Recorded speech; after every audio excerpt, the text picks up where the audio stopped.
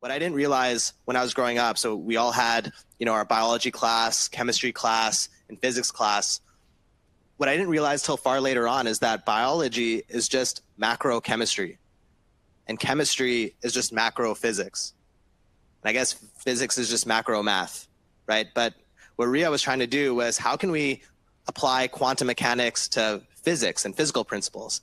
Michael started off his journey thinking about how you can apply quantum principles to biology. And how do we explain things that we don't have a good understanding of yet? Like consciousness, like the thought that you just thought of, you didn't actually think of it, it just happened. How did that happen? Like, where did it come from, right? And so that's what Michael was looking into. Then he started looking into aging.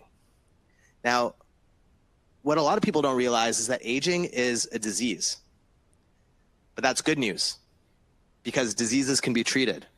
And so he started looking into, how can we actually slow down or even reverse aging? And he put together a research proposal, and he won an award-winning, so the research proposal was award-winning and recognized by University of Toronto.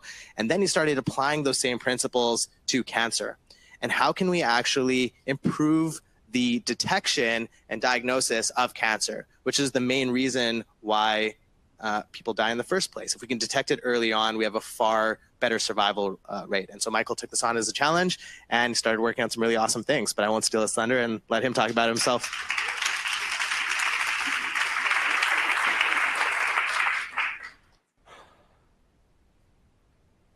Cancer is a story.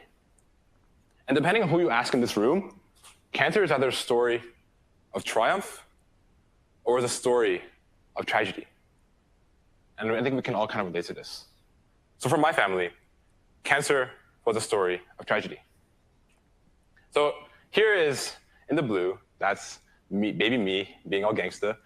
And in the gray is my aunt, one of the strongest women I've ever known in my whole life. And growing up, my parents worked about 9 to 10 hours a day. Very busy people. So I end up growing up living with my grandma and my aunt. And I grew up like every traditional Asian kid growing up in Canada. I learned how to speak Vietnamese. I learned how to cook rice. I learned everything in the book, including math. So that was my life. And it was a pretty sweet life, I gotta say. But like all good things sometimes come to an end. And in grade 3, one day in grade 3, it was in the summer, I got home from school, and I was excited that school was almost ending. But then I saw my aunt was not home, and I was wondering what's happening. My aunt's always home.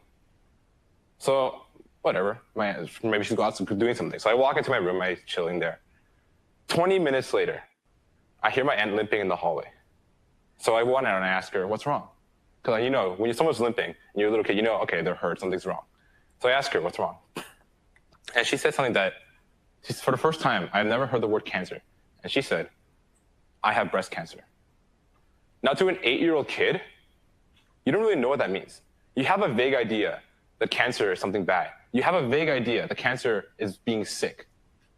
But to truly grasp what cancer means at 8 years old, it doesn't really make sense. So later I asked my mom, why does Toy have cancer? And my mom just simply said, I don't know, she's sick. And she has stage 3 breast cancer. And once again, I realized, okay, stage 3 breast cancer, it sounds late. It sounds like it's something bad. It sounds like it's developed. So I trusted my aunt. I knew she was the strongest woman I've ever met. She got this. And sure enough, she did. From grade 3 to grade 7, she owned breast cancer like an absolute boss. She kept doing her thing, kept running her laundromat, kept whipping my ass in check. And she was things didn't really change besides the fact that she was going to the hospital now and then. Then in grade 7, the winter of grade 7, I get home one day, and it's almost winter break, so I'm pretty happy. I get home, and I see my aunt weakly lying on the chair. And something didn't seem right again. I had a similar flashback to grade 3. And I asked her, what's wrong? And she turns around, and there's like a little gauze on her wrist. So I knew she went to the hospital.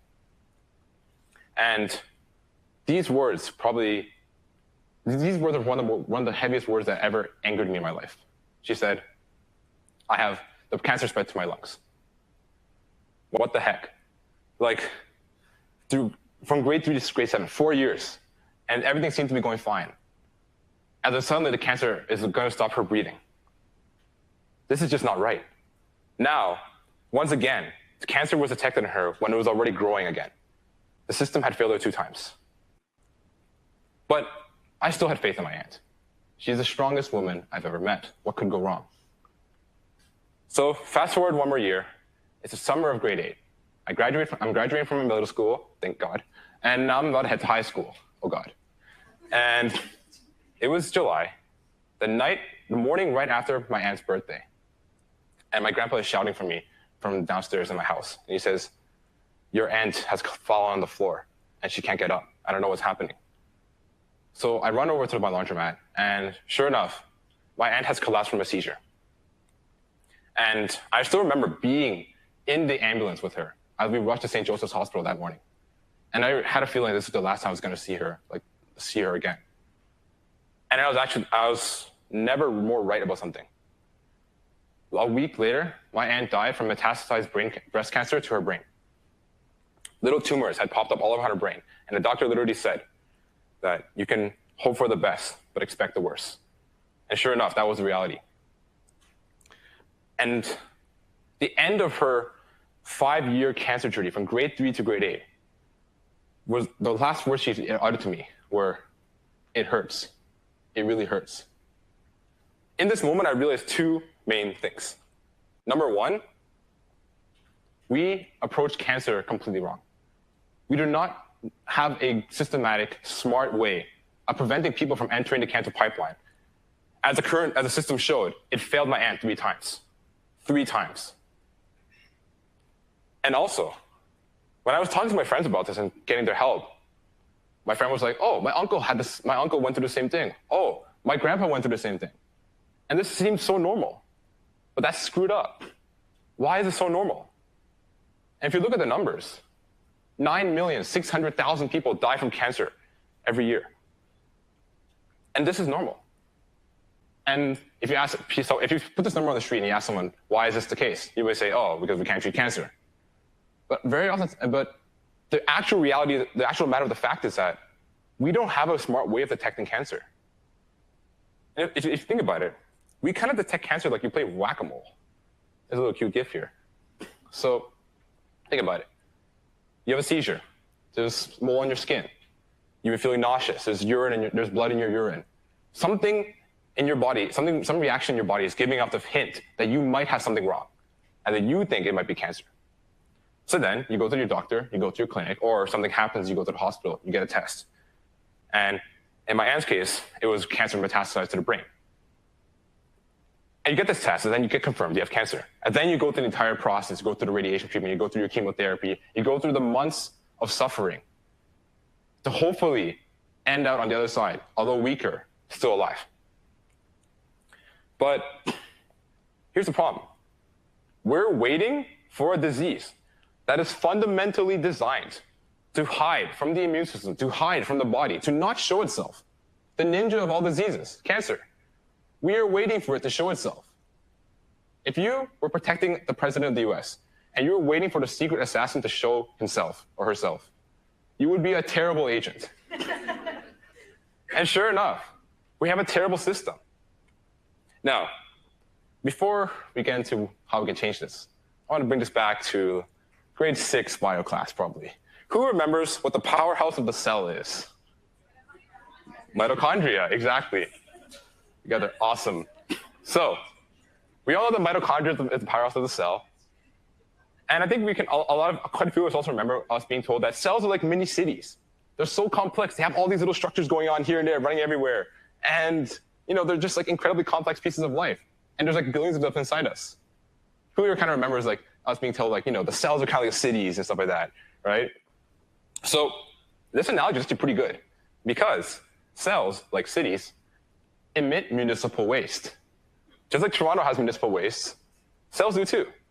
And in the case of cells, it can even act like a fingerprint to where the waste comes from.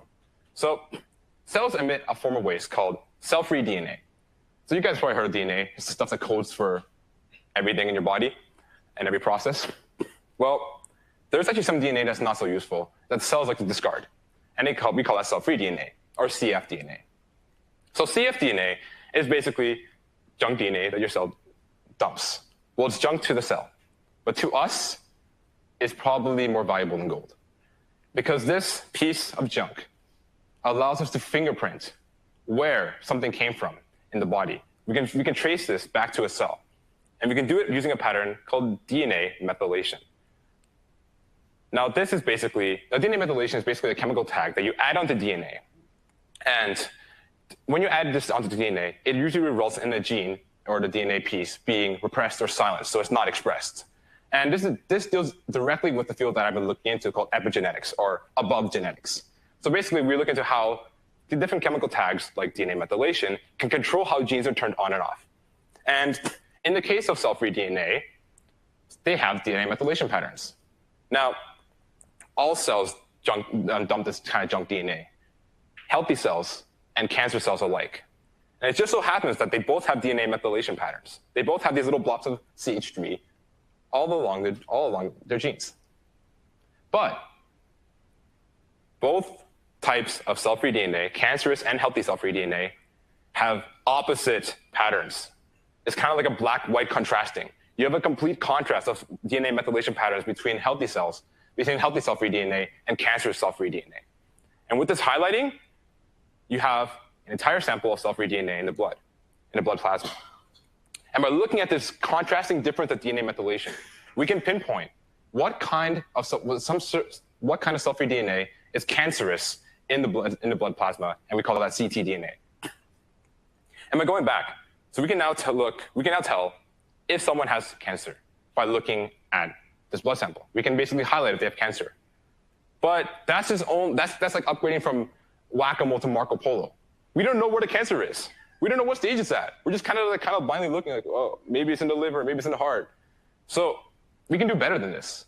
Actually, by looking at DNA methylation patterns between the blue circles, between the ctDNA, we can tell where in the body cancer comes from. We can tell what stage cancer is actually at by looking at the concentration of cancerous DNA to cancerous cell-free DNA to healthy cell-free DNA.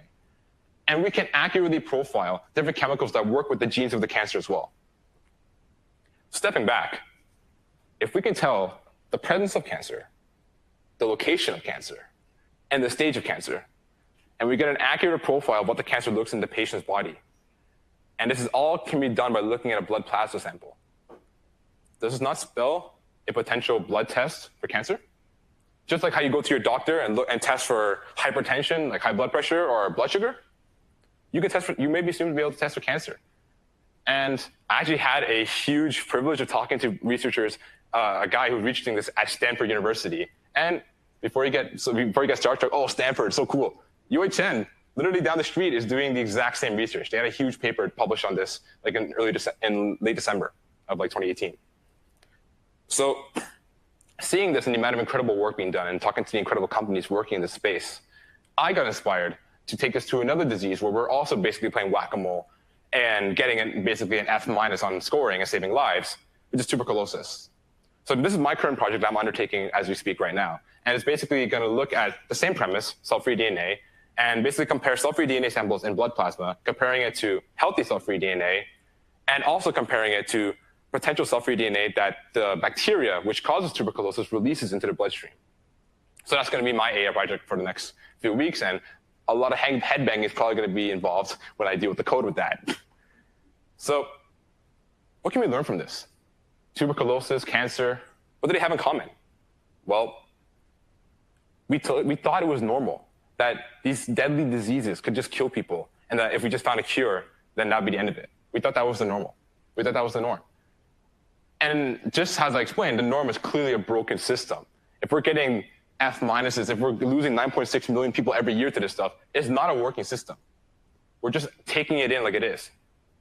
And there's been a lot of iteration on this based on form. A lot of people are trying to make the testing better by improving X-rays or improving radiograms. But no one actually looked at how we can just improve finding cancer by all means, by any means. So I want to leave you with this takeaway. Two things. Number one, if something is broken and people think it's normal, it's still broken. It's still bad. Like when Nadeem mentioned aging and how people, if you went on the street and you asked someone, is aging normal? They'd be like, hell yeah, it is. Could you stop aging? Are you crazy? But aging is still a broken system. Our bodies are literally breaking down. And the cancer detection problem and tuberculosis detection problem were also broken systems. And these broken systems affect real lives. So when you're solving problems, remember that what is considered normal may not really be normal after all, and it may be actually causing human lives. And second is to iterate on function, not form, using kind of what the Elon Musk says, the first principles. If you see cancer testing as a problem, and the current existing means are like X-rays, then instead of making a better X-ray, what if we just looked at the blood for a fingerprint? And that's exactly what happened. Iterate on function. Make something, just build something new that does the job well, instead of just iterating on a current structure. So with that said, I want to say this to end things off. I dream a world where we can basically be rid of diseases. And that sounds ambitious as hell. But at least the first step that we could take, out of respect out of the 9.6 million people who died from cancer in 2018, or the 1.7 million people who died from tuberculosis in 2017, is that at the very least, can we just stop playing freaking whack-a-mole? Thank you.